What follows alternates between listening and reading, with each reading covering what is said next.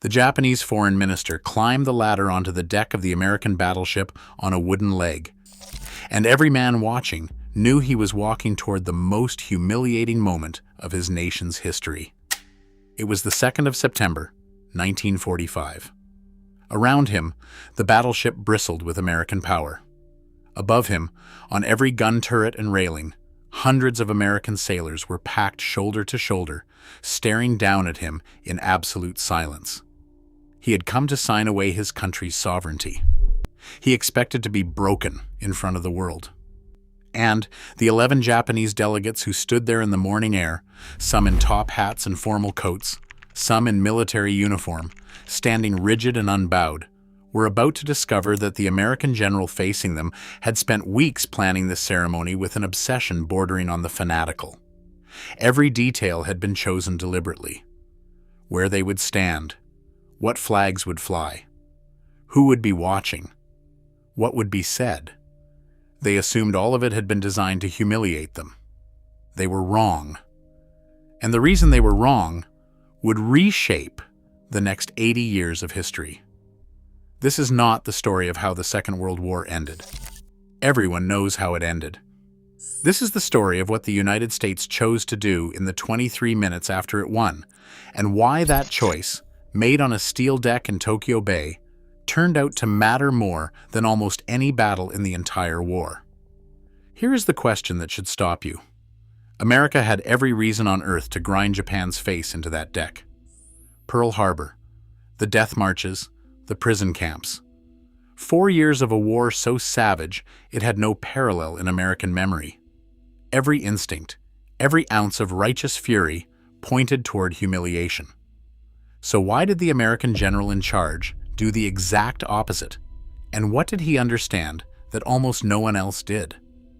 To answer that, you first have to understand what everyone expected to happen and why that expectation was so reasonable. Look at how history normally treats the defeated. The pattern is old and nearly universal. The winner takes the loser's dignity along with his territory. Conquerors have paraded prisoners through their capitals, forced enemy commanders to their knees, staged surrenders in locations chosen specifically to sting. The victor's instinct is to make the moment hurt, because making it hurt feels like justice. And the Japanese delegation had every reason to expect exactly that treatment. Their nation had begun the war with a surprise attack that Americans regarded as an act of treachery. Their army had carried out atrocities across Asia and against Allied prisoners that had hardened American hearts completely. In the eyes of the American public in the summer of 1945, Japan was not merely a defeated enemy, but it was a nation that had earned whatever came next. Now hold that expectation in your mind, because the man planning the ceremony understood it perfectly. He had fought this enemy for 4 years. He had been driven out of the Philippines and had spent the war promising to return. He had every personal reason to want this moment to be a reckoning. Instead, he sat down and designed something entirely different. General Douglas MacArthur was, by any measure, an extraordinary and complicated man, vain, theatrical, brilliant, and possessed of an almost supernatural sense of the symbolic. He understood something that most soldiers never have to think about, that ceremonies are not decoration. Ceremonies are instructions. What you do in a moment like this tells the defeated who they are now, and tells your own people what the victory was for. Get it wrong, and you plant the seed of the next war. Because MacArthur had a historical example burning in his mind, and it was a warning.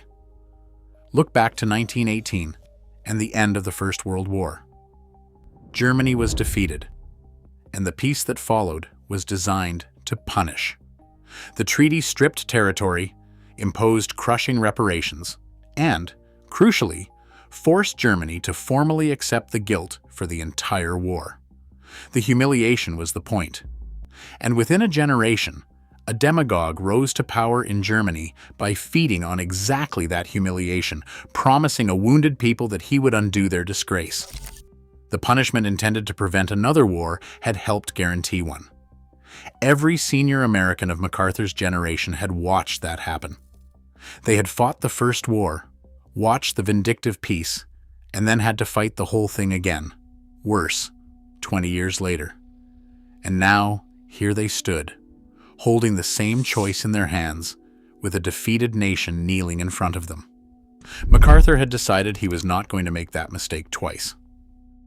Before we go on to what he actually did on that deck, I want to stop for a moment and hear from you, because this history belongs to the people watching it as much as to anyone.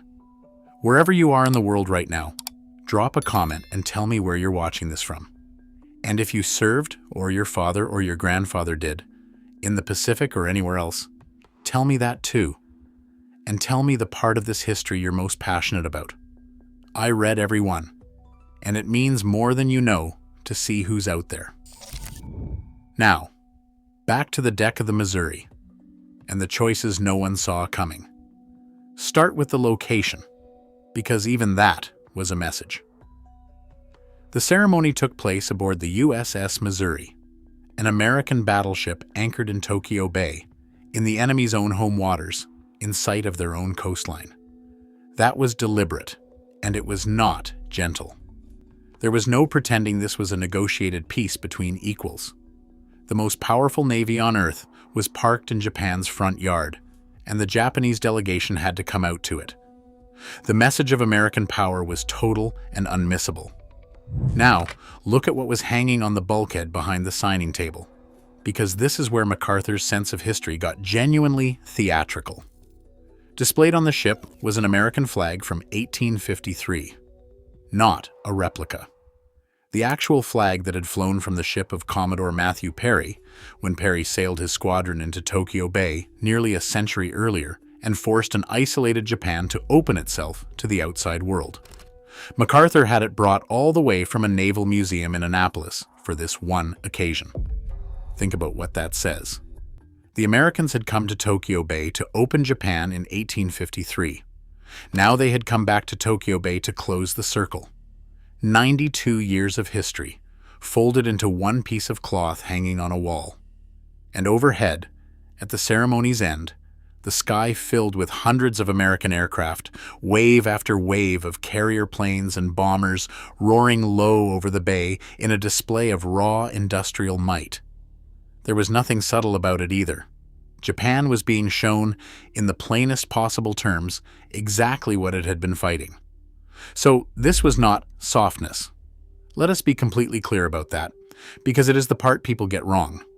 Every element of that ceremony announced total, unconditional American victory. MacArthur did not soften the terms, and he did not pretend the war had been a misunderstanding. The surrender was absolute. And yet, watch what he did with the people. The Japanese delegates arrived expecting to be made into a spectacle, and MacArthur had given precise orders to his own men beforehand about how they were to behave. There was to be no gloating, no jeering, no mockery of the delegation. The American sailors packed onto every surface of that ship men who had lost friends to kamikazes, who had been fighting this enemy for years, watched in disciplined silence as the delegates came aboard. Not a single insult was thrown. Step inside the delegation for a moment, because their experience of that morning is the whole story seen from the other side. These 11 men had been chosen for the worst assignment in the history of their country. Some of them had wept when told. To represent Japan at its surrender was, in the framework they had been raised in, a kind of social death. The men who would be remembered forever as the ones who signed. Several of them fully expected to be arrested on the spot or executed afterward, or at minimum, paraded before cameras as trophies. They rowed out to the battleship in a small launch across Tokyo Bay, past the astonishing sight of the assembled Allied fleet, a forest of warships filling the harbor of their own capital.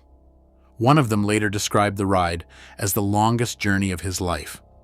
As they approached the Missouri, they could see the sailors massed on every deck and turret above them, thousands of faces, all looking down. And here is the thing they had braced for and did not get. Silence. No jeering, no catcalls, no thrown objects. Just an enormous, disciplined quiet as they climbed aboard and took their place. For men who had steeled themselves to be spat upon, that silence was more disorienting than abuse would have been. Abuse fits the story of a conquered people. Silence does not. Silence is what you offer an opponent, not a trophy. They stood through the ceremony in that strange, formal quiet, and then they signed, and then they were escorted off, not dragged, not shoved, escorted. It took 23 minutes, and when they climbed back down into the launch, one of the delegates recorded that he had expected to feel destroyed, and instead felt something he had no word for. The war was over, and they had not been broken. Whatever else the Americans intended to do to Japan, it was not going to begin with degradation. That impression traveled back to Tokyo with them. And it mattered enormously in the weeks that followed, when the occupation began, and a terrified population was waiting to learn what the enemy would do. And then, there were the guests MacArthur had insisted be present. Standing near him on that deck were two gaunt, physically wrecked men, an American general and a British general, who had both been prisoners of the Japanese for years. One had surrendered the Philippines and endured captivity ever since. The other had surrendered Singapore.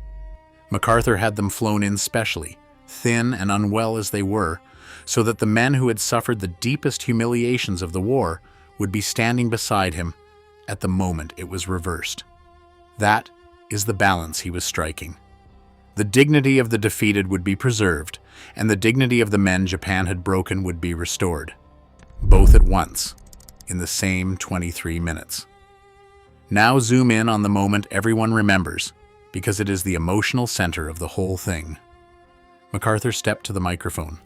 The world was listening. The ceremony was broadcast live across the globe. This was his moment. He was standing at the summit of the greatest military victory in American history, in front of the delegates of the empire that had attacked his country, with total power in his hands.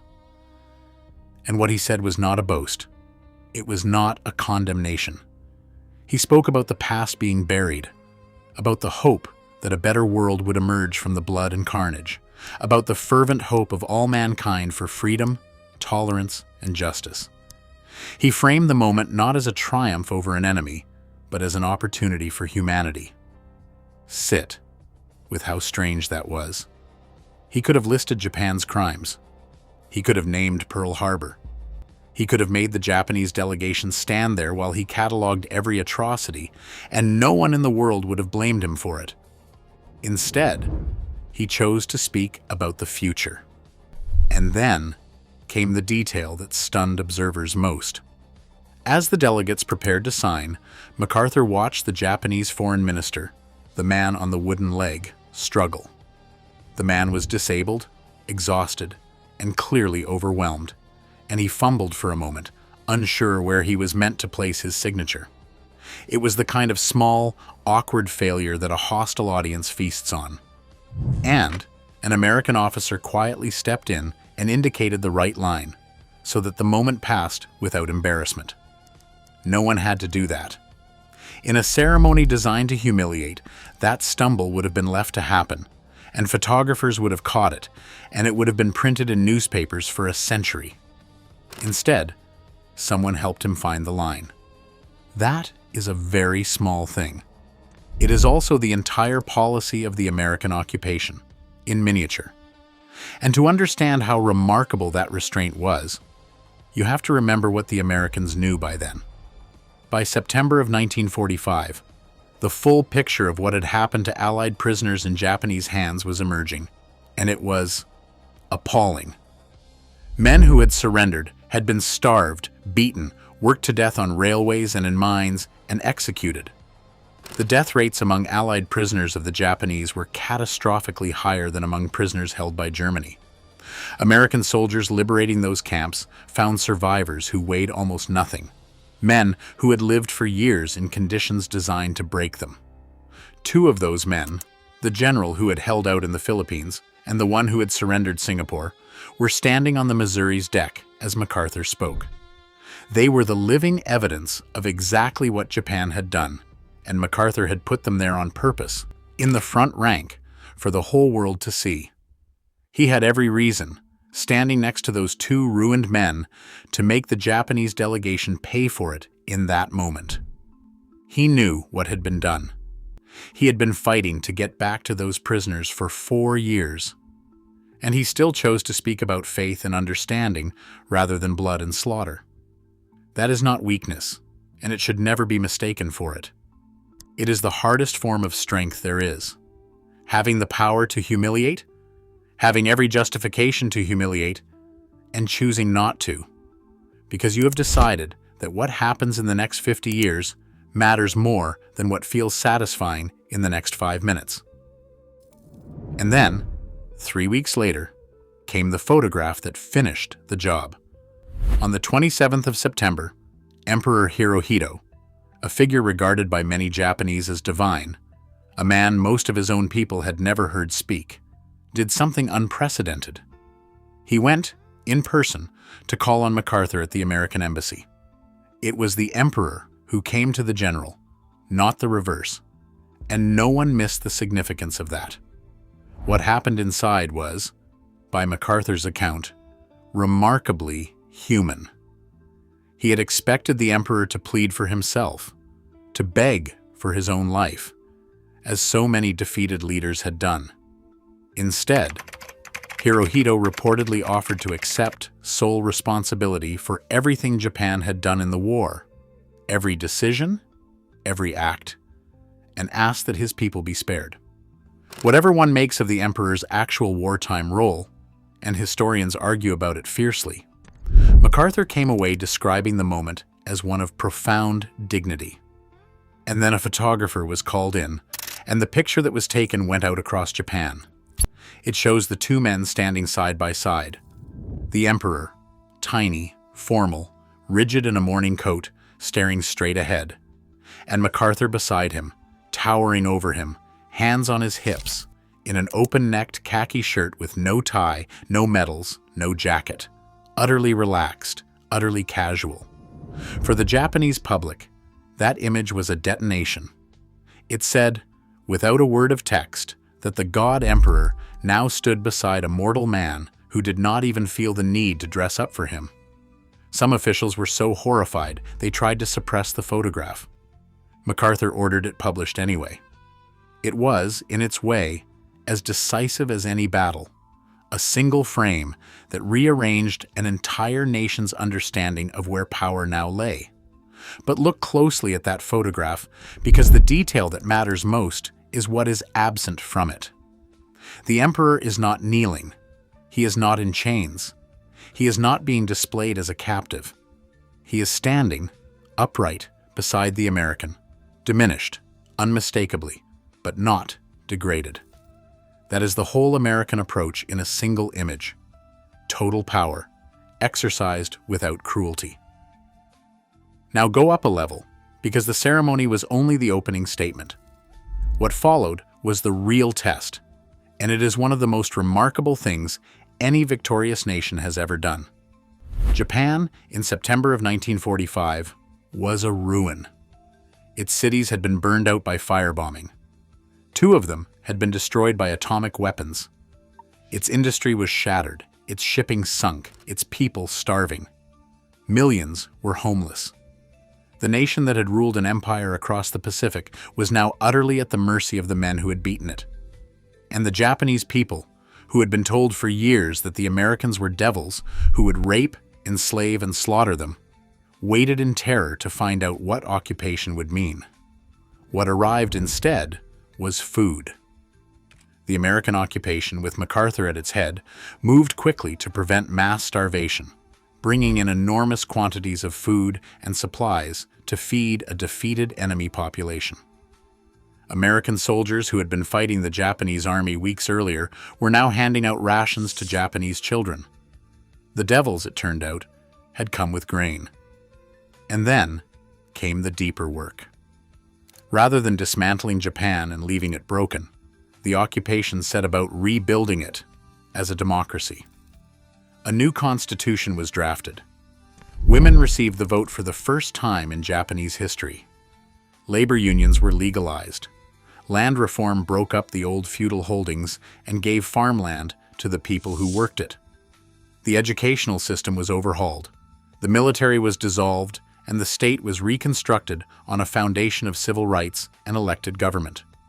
MacArthur also made a decision that historians still debate, but which shaped everything. He chose to preserve the emperor. Rather than trying and executing Hirohito, he kept the throne in place as a symbol, on the understanding that the emperor would renounce his divinity and become a constitutional figurehead. The reasoning was cold and practical. Removing the emperor might have triggered chaos and resistance across a nation still capable of enormous sacrifice. But the effect was profound. The Japanese people were allowed to keep the thread of their own identity while everything else was rebuilt.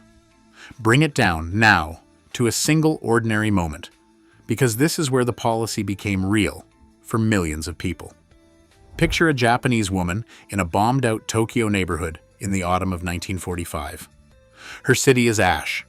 She has been told her entire adult life that if the Americans ever came, they would butcher everyone.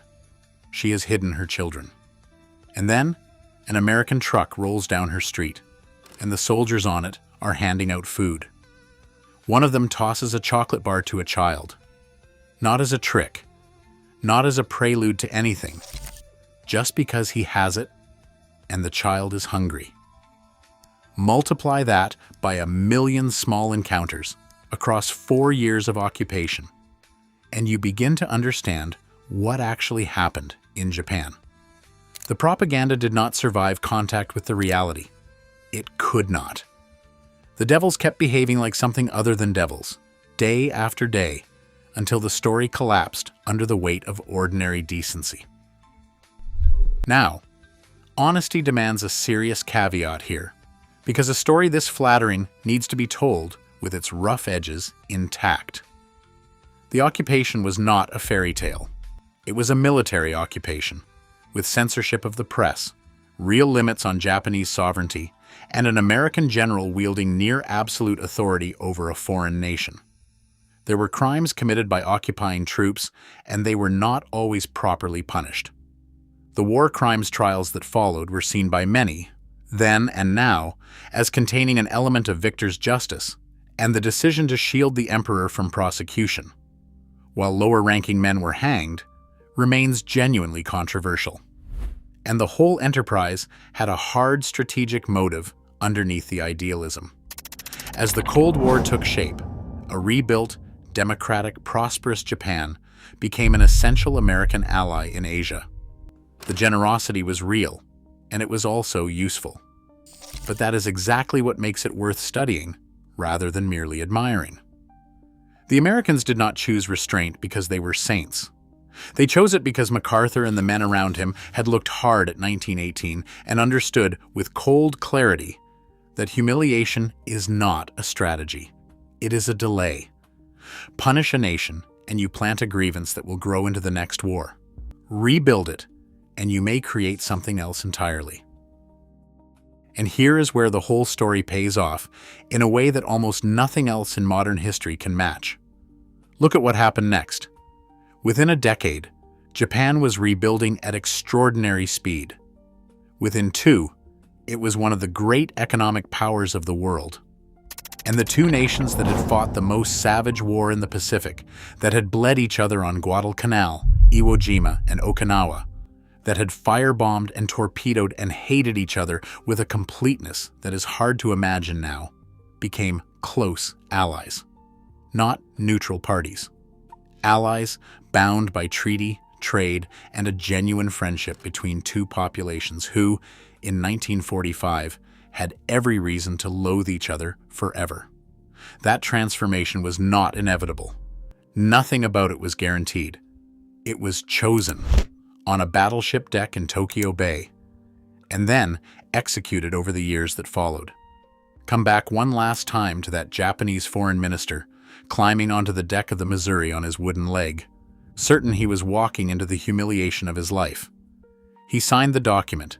He expected the American general to grind the moment into his nation's face, as history said conquerors do, as his own army had done to others, as the Allies had done to Germany in 1918.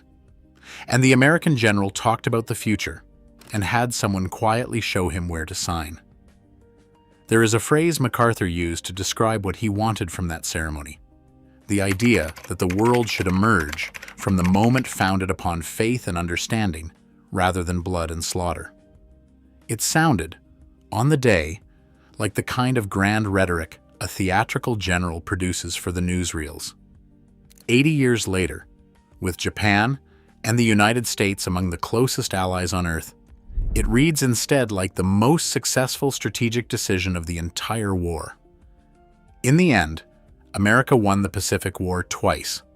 It won it with carriers and Marines and an industrial machine that could not be matched, and then it won it again, permanently, in 23 minutes on a steel deck, by refusing to do the thing every victor in history had done before. The Japanese delegation came aboard expecting to have their dignity taken from them. They left with it intact. And that decision, not to humiliate, not to avenge, but to build, did something no bomb ever could. It ended the war so completely that it never came back.